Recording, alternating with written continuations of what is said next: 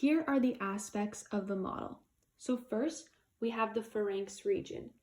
And this is where the air enters your body through your nose or your mouth, and then travels down your throat through the larynx and trachea. Next, here we have the muscles that we see here of inhalation, which is the sternomastoid, the scalens, and the external intercostal.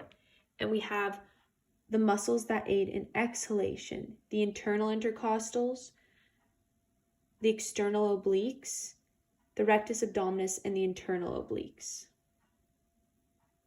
Next, we have the thoracic cage here that protects the lungs. We also have the sternum. The sternum helps in respiration by letting the ribs pivot around the articulations from the spine to the sternum like a bucket handle movement. The diaphragm is a dome-shaped muscle that sits below your lungs and heart. It contracts and flattens when you inhale. The diaphragm is like a vacuum. It creates an effect that pulls air into the lungs. The lungs are divided in lobes. The right lung is divided in 3 lobes, the superior, the middle, and the inferior. It also has a horizontal fissure and an oblique.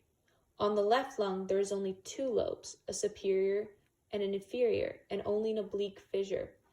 It also has the cardiac notch. The reason why it only has 2 lobes is to create space for the heart. Here we have a frontal view of the lungs. So when the air travels down the trachea and the larynx, it travels to the tubes called the primary bronchi.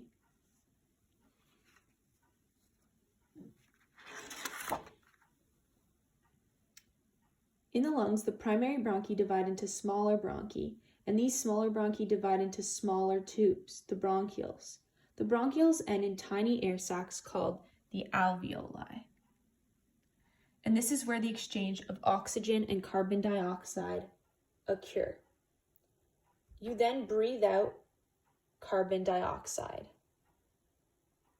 And here we have the anterior view of both lungs, which have the hilum. The hilum is a wedge-shaped area and is the central portion of each lung. It is where the bronchi, the arteries, the veins, and the nerves enter and exit the lungs.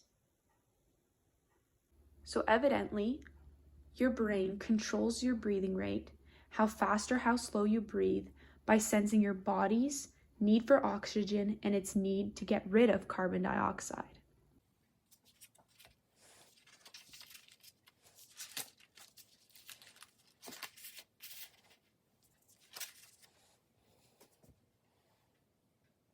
So here's a short demonstration on how to understand how the lungs move. So whether you breathe in from your nose or your mouth, the air will travel down your throat to the larynx and trachea, where then it will branch off to your bronchs. As shown here, like we explained, the right lung is a little bit bigger than the left because of the heart on the left side. So here's just a demonstration to see how the lungs move when you inhale and exhale.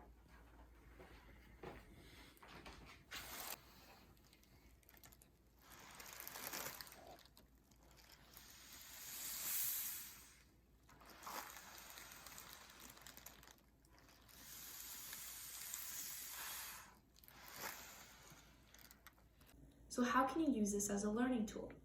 The learning focus of this model is to provide a moving model to demonstrate the functions of the lungs, the muscles, and the bones that surround and protect the lungs. I created this interactive model with the goal of providing a tool to visualize and easily comprehend the functions of the lungs as you inhale and exhale, and the positions of the muscles and the bones surrounding them.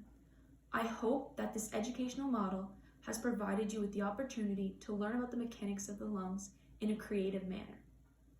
Thank you for watching this video on my create and demonstrate model of the lungs and respiratory system.